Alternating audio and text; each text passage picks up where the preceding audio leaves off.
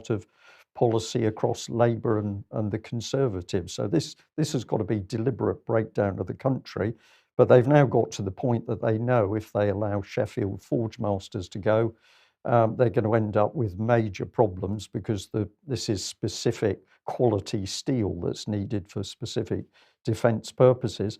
But the name Nick Clegg comes into my mind because, of course, when Sheffield Forgemasters started to have problems several years ago, where was Mr. Clegg? Well, of course, he was nowhere to be seen.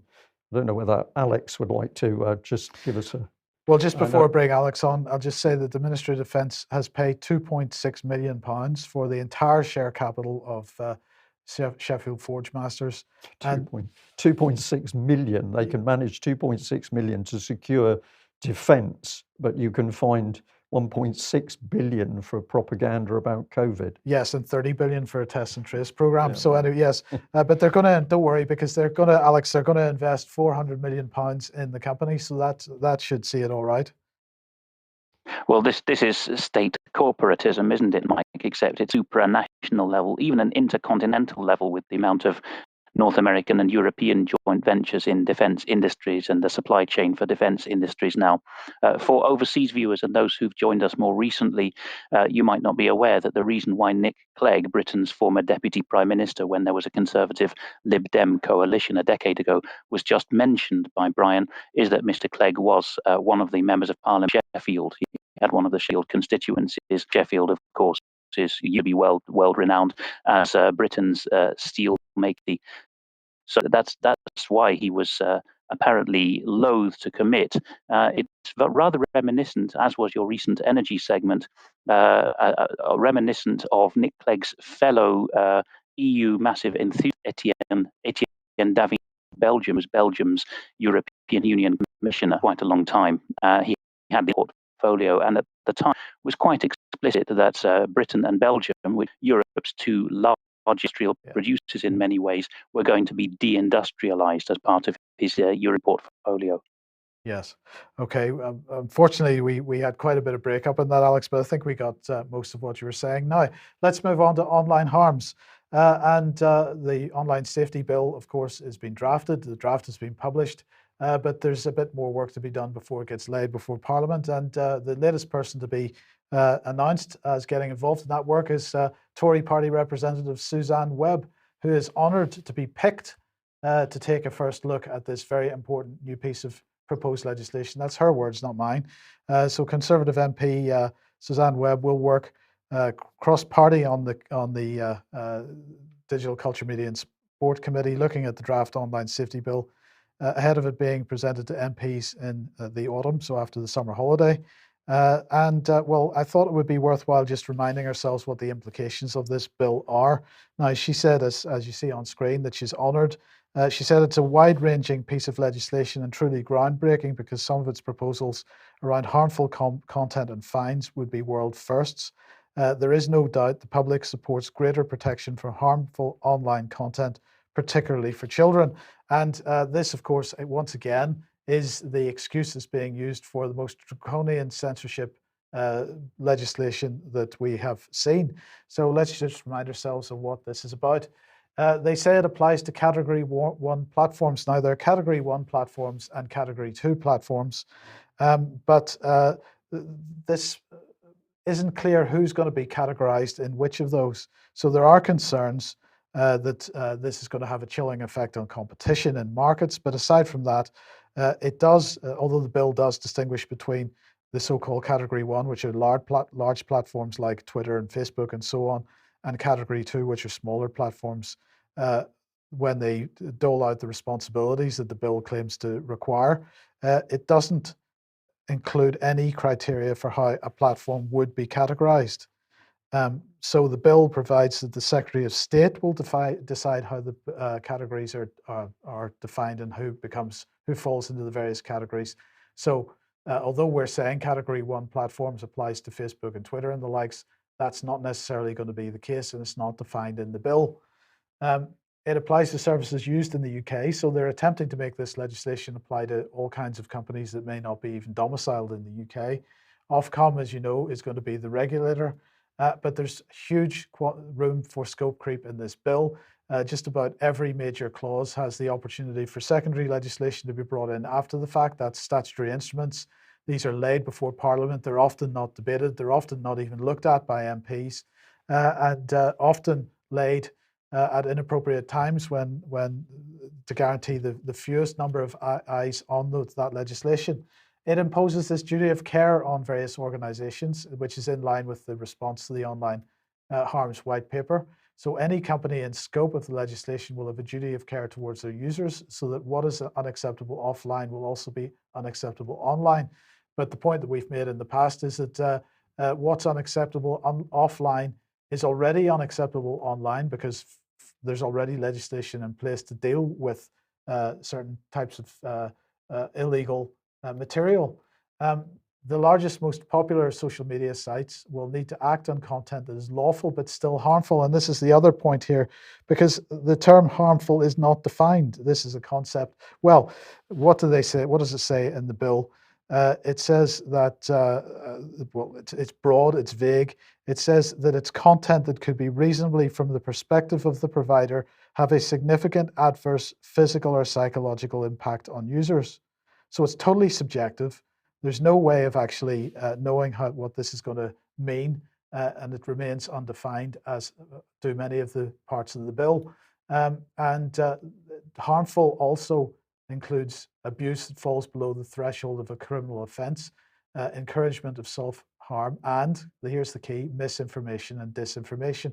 Again, these terms aren't defined, so that is basically whatever somebody decides it is.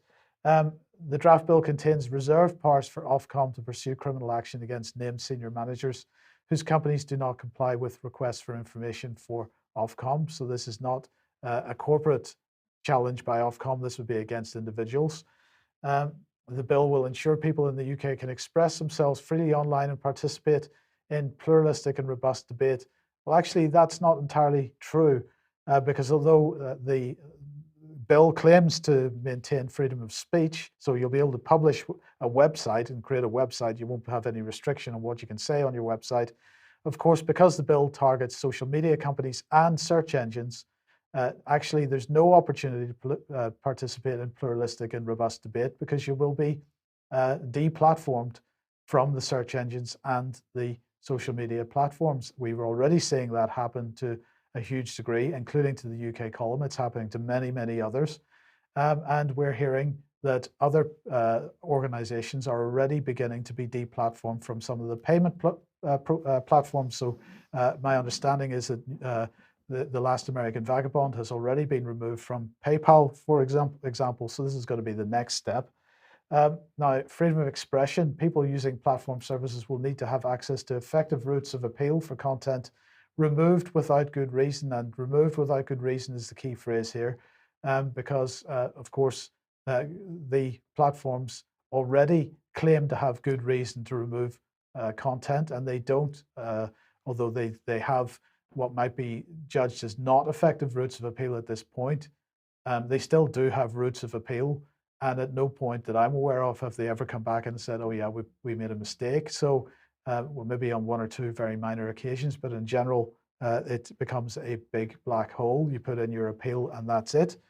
And then users will also be able to appeal to Ofcom, and these complaints will form an essential part of Ofcom's horizon scanning, research and enforcement activity. They will not actually do anything about it. It's just about intelligence gathering.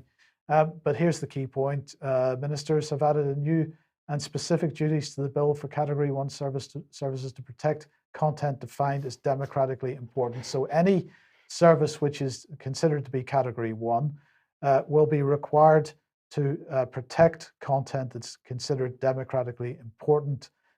So that might be, for example, around elections, or anything really that the government... To do with government policy. Well, it could be government policy, it could be COVID-19 related, it could be any public health related thing. If that's considered democratically important, it gets protection from any censorship. Content on news publishers' website is not in scope. This includes both their own articles and user comments on those articles. Articles by recognized news publishers shared on in-scope services will be exempted And Category 1 companies will now have a statutory duty to safeguard UK users' access to journalistic content shared on their platforms. So the BBC, the Guardian, the Telegraph, the Daily Mail, the other purveyors, including those of what many view to be the most prolific purveyors of fake news around, their content is going to be protected while everybody else's continues to be censored. Well, let's use the word propaganda. The propaganda is going to be protected, and anybody who dares challenge the propaganda is now going to come under the scope of this bill. Yes, and now we should say that the draft bill does make it clear that citizen journalist content will have the same protections as professional journalist content. But then again, the definition of citizen journalist is not clear. We know that if we look at Bellingcat as an example, these people consider themselves as citizen journalists, whereas in general, the likes of us or other people in alternative media are very much not considered citizen journalists. So who's going to have the same protections? I suspect it is for the likes of Bellingcat and not for anyone else. No. So, sorry. I just wanted to remind our audience that it was a UK column, of course, that exposed that if we dug into Ofcom, we found a lot of people from the BBC drawing BBC pensions, but claiming that they were independent as part of their duties within Ofcom. Some of them were even married to BBC partners. So our analysis of Ofcom was actually that it was a minor offshoot of the BBC, and that it was crass nonsense to suggest that it could claim to be independent in any form at all. Ofcom declined to engage with us after we started to ask deeper questions about the pension packets that some of their board members were getting. But this presumably is something we need to dig into once again. But I mean, I strongly suggest that everybody gets involved in resisting this piece of legislation, and also the police crime and courts bill. These two bills have to be dealt with, and everybody should be getting involved with that, really. Yeah, because it's another step in the path to removing free speech. Do we have time? For the video, of course. Oh, of course, right, okay. Well, you introduce it then. Okay, well, a lot of people said to us, have you seen the video clip of Michael Gove talking? I hadn't, but I watched it pretty quickly after I was alerted to it, and we thought, yes, we must share this with our viewers for its rank arrogance. No, we're going to do what's right for public health, and I think that COVID certification in certain limited venues and for certain limited events is a way of making people safer and giving more of us more freedom. Well, for people who can't be vaccinated, I think that certainly mandatory testing is a useful tool in our armory. But ultimately, if you can be vaccinated and you refuse to, that's a selfish act. You're putting other people's lives and health at risk. You should get vaccinated. Well, it depends obviously whether which part of the United Kingdom you're in or what the nature of the event is. But if you deliberately refuse to get vaccinated, and there are certain venues and certain events that require a certain level of safety, then the terms on which you will be able to get into those venues and those events, they'll be barred to you. Well, there we are. You're getting more freedom, but just do it, beg your pardon, just do as Michael Gove says, because the one thing you're not going to get is any informed choice. Just do as Michael Gove says. Luckily, we're not alone in criticising this particular man, Mike. No, because Conservative Woman has published an open letter on this. And who are you calling selfish, Mr. Gove? I do recommend everybody goes and reads it on full. But I'll just read one paragraph from it. Yet you claim to be able to divine the motives of others, and lo, you tell us that they are all the same. And the motive you have detected is really quite a second-rate one, as though it is held by so many immature children instead of by thoughtful adults, every inch your equal. So I do recommend that everybody goes and reads that letter, and perhaps you might want to send it to him and ask him for comment. Well, this is exactly what people should do. Don't be annoyed at sitting and listening to what this man says. Challenge him in every way possible. And as the school teacher demonstrated in dealing with the NHS vax